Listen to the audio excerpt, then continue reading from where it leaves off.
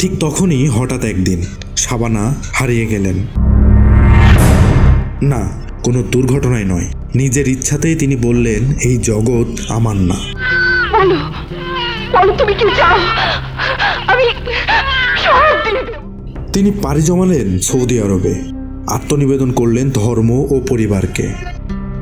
বাংলা সিনেমার ইতিহাসে এমন বিদায় আর কেউ কখনোই নেয়নি।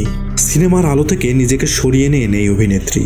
আজও তার এই সিদ্ধান্ত নিয়ে ভক্তদের মনে হাজারো প্রশ্ন, কিন্তু শাবানা প্রশ্নের জবাব না দিয়েই থেকেছেন নীরব। তার এই নীরবতা করে তুলেছে তাকে আরও রহস্যময়।